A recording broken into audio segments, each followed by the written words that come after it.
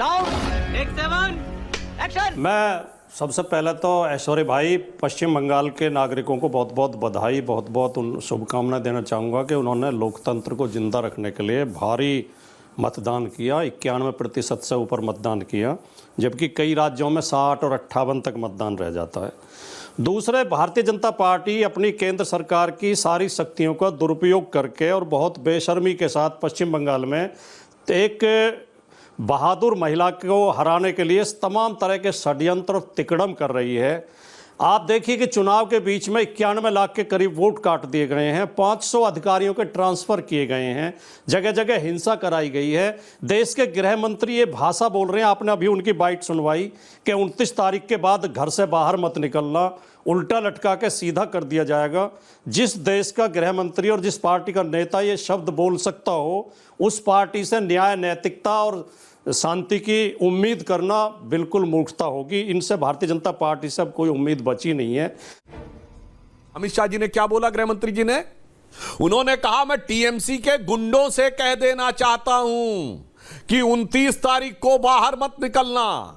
तो ये तो पुलिस भी कहती है कि भाई चुनाव वाले दिन गुंडों को बाहर न निकलने देने के लिए तो जो सरकार में है उसे इंश्योर करना चाहिए। हमारे भाई सुधांशु त्रिवेदी जी, जो भारतीय जनता पार्टी के सबसे शालीन और सबसे प्रबुद्ध प्रवक्ता माने जाते हैं, उनके 2/3 शब्द हिंदू, मुसलमान और पाकिस्तान को लेकर थे।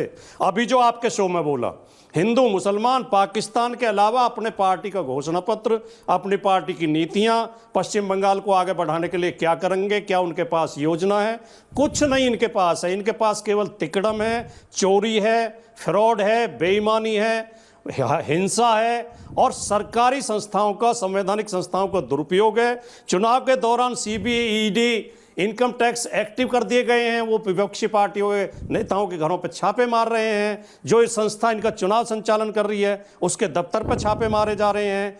और केंद्र के अधिकारियों के बल पर, केंद्र से अधिकारी भेज के और दूसरे राज्यों से, भाजपा शासित राज्यों से अधिकारी लाके उनके बल पर चुनाव जीतना चाहते हैं। लेकिन हमारे लिए राहत की बात यह है कि इन तमाम तिकड़मों के बावजूद ममता बनर्जी दोबारा जीत के आ रही हैं। पश्चिम बंगाल में बहुत अच्छे बहुमत के साथ पश्चिम बंगाल में ममता बनर्जी सरकार बना रही हैं। और आखिरी बात मैं ऐश्वर्य जी केवल ये और कहना चाहूंगा जी, बताएं। कि अभी महिला सशक्तिकरण का नारा दे रहे थे, महिलाओं के लिए हाय तौबा कर रहे थे। पूरे देश में एक अकेली पार्टी है जिसका नेतृत्व महिला करती हैं और एक सशक्त महिला मुख्यमंत्री है। पूरी भारतीय जनता पार्टी उसके खिलाफ लो लेवल पे लगी हुई है, निम्न स्तर पे उतर के। ये जिस महिला का, एक महिला का सम्मान नहीं कर सकते, ये क्या महिला सशक्तिकरण करेंगे? इनका महिला सशक्तिकरण और महिला आरक्षण जी, समाजवादी पार्टी पाखंड है, दिखावा है। असल में ये महिलाओं के बहुत ज्यादा खिलाफ है। तुम्हें मालूम नहीं हम कौन है? शर्म आनी चाहिए आपको। इन्होंने महिला सशक्तिकरण की बात कही। महिलाओं के साथ सर्वाधिक अत्याचार होने वाले राज्यों में पश्चिम बंगाल है और वो सब प्रमाण बोलता हूं। महिलाओं के विरुद्ध जो भी अपराध होते हैं उसमें जो कन्विक्शन रेट है, यानी जिसमें सजा करवाएं, राज्य की भूमिका होती है। अपराध होना ना होने में राज्य का जो कंट्रोल है वो एक निश्चित स्तर का होता है, पर सबसे ज्यादा भूमिका होती है कि सजा दिलवाने में सफल हुए या नहीं। तो वो लगभग 23% है राष्ट्रीय औसत। और उत्तर प्रदेश में भाटी जी 55-56% है, राष्ट्रीय औसत से 2 गुना है। और पश्चिम बंगाल में कितना है? 3 कुछ प्रतिशत, 3 कुछ प्रतिशत कन्विक्शन रेट है महिलाओं के खिलाफ अपराध में। किसी भी विषय पर बोलो तो सिर्फ और सिर्फ झूठ बोलो। देखिए, भारतीय जनता पार्टी अपने राजनीतिक उल्लू सीधा करने के लिए बहुत खतरनाक खेल देश के साथ खेल रही है, देश की अस्मिता के साथ, देश की एकता अखंडता के साथ, देश के संविधान के साथ। मैं तो सुधांशु त्रिवेदी जी को सुन के आज बहुत आश्चर्यचकित हूँ कि उन्होंने पहले तो हिंदू मुसलमान किया मन भर के, फिर क्षेत्रवाद पे उतर आए। भी ये समाजवादी पार्टी का पश्चिम बंगाल से क्या लेना देना, आम आदमी पार्टी का पश्चिम बंगाल से क्या लेना देना? पश्चिम बंगाल भारत में नहीं है क्या? जो एक भारत की बात करते हैं, जो वन इंडिया की बात करते हैं, वो आज क्षेत्र में बांट रहे हैं, भाषाओं के आधार पर बांट रहे हैं, प्रदेश के आधार पर बांट रहे हैं। मुझे तो अदम जी याद आते हैं, ऐश्वर्य जी, कि जो डलहौजी न कर पाया वो ये हुक्काम कर देंगे। मैं बीजेपी के लिए कह रहा हूं, जो डलहौजी न कर पाया वो ये हुक्काम कर देंगे। कमीशन 2 तो पूरे मुल्क को नीलाम कर देंगे। ये वंदे मातरम का गीत गाते हैं सुबह उठकर, मगर बाजार में चीजों का दुगना दाम कर देंगे। इन्हें केवल अपने स्वार्थों से मतलब है। देश भाड़ में जाओ, देश टूटता हो टूट जाओ। एक ब्राह्मण महिला के लिए अपशब्द प्रयोग किए जा रहे हैं आपके शो में। एक ब्राह्मण महिला के लिए, सम्मानित महिला के लिए, जो देवी की पुजारी है, जो दुर्गा की पुजारी है, और ब्राह्मण महिला के साथ जब आरजीकर में हुआ था तब आप कहां थे? इस तरह एक सम्मानित महिला का अपमान नहीं होना चाहिए था। इतना छोटा पहले कभी नहीं हुआ हो। देखिए, भाटी जी सपा वाले बोल रहे हैं। ले आइए। पहली बात दर्शकों को समझना चाहिए, सपा का तृणमूल में इंटरेस्ट क्या है, पश्चिम बंगाल में समाजवादी पार्टी का क्या है, और तृणमूल कांग्रेस का उत्तर प्रदेश में क्या है? जानते हैं, एक ही है, एक ही वो है वोट, वो वोट बैंक। भले ही अखिलेश जी के कहने पे 4 वोट बंगाल में ना पड़े और ममता जी के कहने पे 4 वोट उत्तर प्रदेश में ना पड़े, मगर एक वोट है जो दोनों के दिल में बराबर रूप से धड़कता है। एक ही वोट है जिनके लिए वो जम के मचलता है और जिसके लिए एकदम दिल जो है वो लबरेज हो जाता है मोहब्बत से। और भाटी जी, मैंने नहीं बोला पाकिस्तान फरहाद हाकिम को कोट किया, मैंने चैलेंज करके कह रहा हूं, अगर हो तो वो कम कर दीजिए, बता दीजिएगा। और फिर मैं अब फैक्ट के साथ कोट करता हूं। पश्चिम बंगाल सरकार ने अपना बजट दिया, तो भाई साहब बजट जानते हैं कितना दिया? मदरसों के लिए 5,713 करोड़। भाटी जी कान खोल के सुनिए, 5,713 करोड़ मदरसों के लिए। और जो सरकार साहब है उनसे भी कहिए, इंडस्ट्री के लिए 1,100 करोड़, साइंस एंड टेक्नोलॉजी के लिए 182 करोड़। यानी खुद पश्चिम बंगाल में तृणमूल कांग्रेस की सरकार मां माटी मानुष से हटकर मौलवी, मुअज्जिम और मदरसा पे आ गई। मां माटी मानुष से तो बहुत पहले हट चुकी है। दर्शाता है, और बस यही दोनों के सपा और तृणमूल के बीच में प्रेम का नाता। कोई सेंस है इस बात की? नहीं।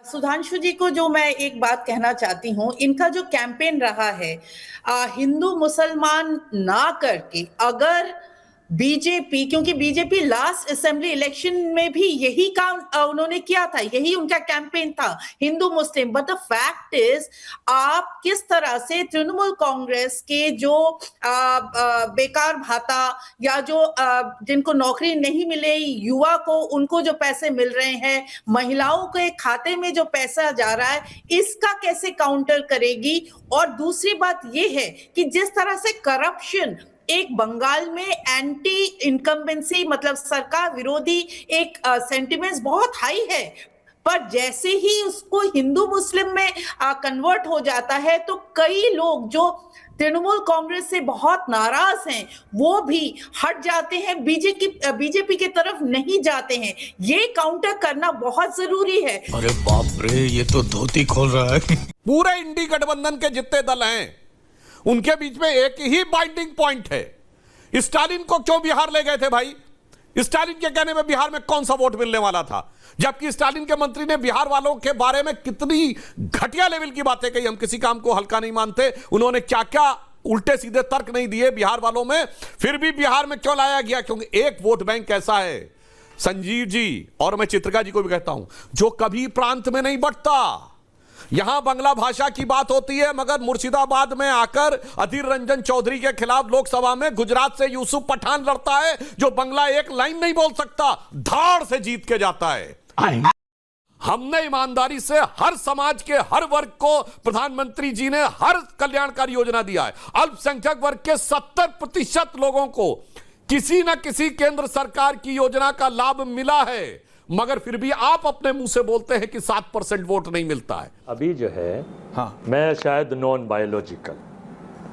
बायोलॉजिकल के शिष्य कह रहे थे, और बंगाल में भी भगवान को बांटने का काम कर रहे, राम और काली के बीच बांट रहे हैं, और इनके सनातनी मंत्री और पूर्व मंत्री और एमपी मांस मछली मीट खा रहे हैं और उसका टीवी और वीडियो शो दिखा रहे हैं, और पूरे देश में कहते हैं हम गाय करेंगे, गाय बचाएंगे। लेकिन इनकी जो राजनीति है वो बिल्कुल अलग है। ये कह रहे थे कि 2011 में हम जीरो थे, बिल्कुल जीरो थे, हमारी सरकार नहीं थी। 16 में हम 3 थे, हमारे पास कुछ नहीं था, और 21 में हम 77 थे।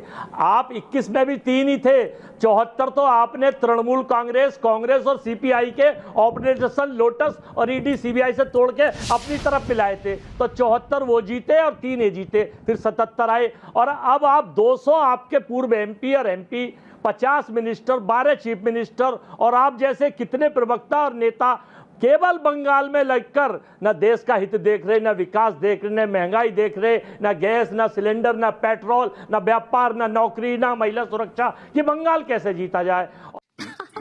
सही पकड़े हैं। और वहां पर एजेंडा चलाते हैं कि हम मित्रों यहां पर घुसपैठिए घुसियाए हैं, हिंदू मुस्लिम हो रहा है। ये बंगाल मां काली की धरती है और काली जब खप्पर लेकर घूमती है ना तो वो राक्षसों का सर्वनाश करती है। तो यहां देवता जीतेंगे और राक्षस हारेंगे, ये नोट कर लीजिए। और वो देवता पूरा देश जानता है कौन है और कौन राक्षस है, ये तय हो चुका है। ये जो 90% से ऊपर वोटिंग आया, अब ज्ञानेश जी मुझे ये बताएंगे कि रात को ये वोटिंग बढ़ेगा ऐश्वर्या जी, 95 हो जाएगा। रोहित होल्ड ऑन 30 सेकंड दीजिए। ज्ञानेश जी, राक्षस के भतीजा कहीं के, तुम लोग पागल है क्या? अरे भैया ऐश्वर्या जी ये बताएंगे ज्ञानेश जी आदरणीय कि ये पोलिंग परसेंटेज यही रहेगा या रात को 95% से 98% हो जाएगा? अगर हो जाए तो अभी बता दें, हम तो माने बैठे। Gyanesh, BJP, Modi, IT, income tax, चुनाव आयोग, SIR, अडानी और कितने इनके जो बहुसंख्यक सहयोगी हैं, अदृश्य सहयोगी हैं, सारी ताकत जल थल वायु की पावर लगाने के बाद भी अरे अगले के पास है तो अगला लगा रहा है। आपका तो कोलंबिया और जर्मनी में लगा रहा है। तो सारे मिलके हमको पागल बना रहे। ये लोग कहते हैं ना 6 बजे के बाद बहुत सारे वोट पड़े, ये आपके 7:35 हुआ है। आपके पोलिंग बूथ एजेंट क्या कर रहे हैं? उन्होंने कोई फोन किया है? उन्होंने बूथ के अंदर फोटो नहीं खींची जा सकती, बाहर तो फोटो खींची जा सकती है। फोटो खींची है कि लाइन लगी हुई है? आपके एजेंटों ने साइन किया है कि नहीं? और इस पार्टी की एक और खासियत समझिए, लाखों दर्शक समझ लें, इसकी 0 सीट है पश्चिम बंगाल में कांग्रेस की, 0। और नेता प्रचार करने आया नहीं है। उसके बाद यही पार्टी सबसे ज्यादा हल्ला मचाएगी, मेरा वोट चोरी हो गया, मेरा वोट चोरी हो गया। जिसके पास 0 है, फटक चंद गिरधारी, ना लुटिया ना थारी, और चौराहे पे चीखेंगे जाके चोरी हो गई हमारी। अब ये दर्शक यक्ष प्रश्न का उत्तर दें। अजय जी प्लीज। 0 वाला कैसे कहेगा कि मेरी चोरी हो गई? अभी से मैं भविष्यवाणी कर रहा हूं, फिर चिल्लाएंगे वही नेता जो बंगाल में प्रचार करने नहीं गए, जिनकी 0 सीटें हैं, वो चिल्लाएंगे कि हमारी वोट चोरी हो गई। मैं अभी सुधांशु जी को सुन रहा था और मैं एक बात से सहमत हूं कि इतिहास इस चुनाव को याद रखेगा कि किस तरह से भारतीय जनता पार्टी ने लोकतंत्र के सभी मर्यादाओं को तार-तार किया है। इस चुनाव ने यह साबित किया कि चुनाव आयोग कोई इंडिपेंडेंट इकाई नहीं है। चुनाव आयोग एक भारतीय जनता पार्टी की यूनिट है और यह खुल करके सबके सामने आया। एक बात बताइए, आप सुधांशु जी बड़ी बड़ी बात कर रहे थे, आंकड़े दे रहे थे अभी कि हम 2011 में कहां खड़े थे, 2000 ये भूल गए। 2019 में आप लोकसभा में 18 सीट जीते थे, 2024 में वो 12 सीट रह गया। तो आपका पोल बंगाल में खुल रहा है। एक बात बताइए, पूरे उत्तर प्रदेश के चुनाव में 1 सेंट्रल ऑब्जर्वर और आज पश्चिम बंगाल में 4 सेंट्रल ऑब्जर्वर और 8000 माइक्रो ऑब्जर्वर। पूरे देश में चुनाव में ट्रांसफर हुए 506, लेकिन बंगाल में खाली 490 हुए 506 में से। चीफ सेक्रेटरी, DGP, तो ये इतनी इलेक्शन कमीशन को जल्दी किया थी। इलेक्शन कमीशन ने एक लिस्ट दे दी TMC के सभी कार्यकर्ताओं का कि इनको अरेस्ट कर लिया जाए। ये हो सकता है चुनाव के दिन वहां दंगा करें, भला हो हाईकोर्ट का। हाईकोर्ट ने कहा आप इस तरह से नहीं कर सकते। तो चुनाव आयोग पूरी तरह से भारतीय जनता पार्टी के साथ खड़े होकर के, CBI, ED, जितनी संस्थाएं आप ले लें, सब संस्था के साथ गए थे बंगाल। मैं बंगाल की जनता को सैल्यूट करता हूं कि बंगाल की जनता ने इनको मुंहतोड़ जवाब दिया है और आज का वोटिंग परसेंटेज ये साबित कर रहा है कि इनके तमाम तिक्रम, इन घृणा की राजनीति, लोगों को बांटने की राजनीति, नफरत की राजनीति के खिलाफ बंगाल की जनता ने वोट किया है। सुधांशु त्रिवेदी काउंटर बोलिए। सुधांशु, मैं बताना चाहता हूं राजकुमार भाटी जी ने जो बात कही कि ब्राह्मण महिला के साथ, तो इस देश में मैं ये भी बता देना चाहता हूं, ममता बनर्जी जी का नाम बनर्जी है। और कोई जाके बंगाली ब्राह्मणों की वंशावली चेक कर ले, बनर्जी, चटर्जी, मुखर्जी, गांगुली और भट्टाचार्य, ये 5 जो हैं वो कानकुब्ज बंगाली कहलाते हैं। मतलब इनका उद्गम उत्तर प्रदेश के कन्नौज क्षेत्र से 500 साल पहले आए हो या 1000 साल पहले आए हो या 1500 साल पहले आए हो। राष्ट्र में एकता है भाटी जी, उसे समझने का प्रयास करिए। इसलिए देश कहां पे एक हो रहा है उसको समझिए। मैंने ये नहीं कहा था कि आपका क्या है, आपका क्या है वो पूरे देश को समझ में आ रहा है कि आपका वहां पर क्या इंटरेस्ट है और उनका क्या इंटरेस्ट है, ये देश को समझ में आ रहा है। इसलिए मैंने सिर्फ ये कहा आपको उत्तर देने के लिए, वाकई देश एक है, मगर जहां पे देश एक है आप उस एकता को मानना नहीं चाहते।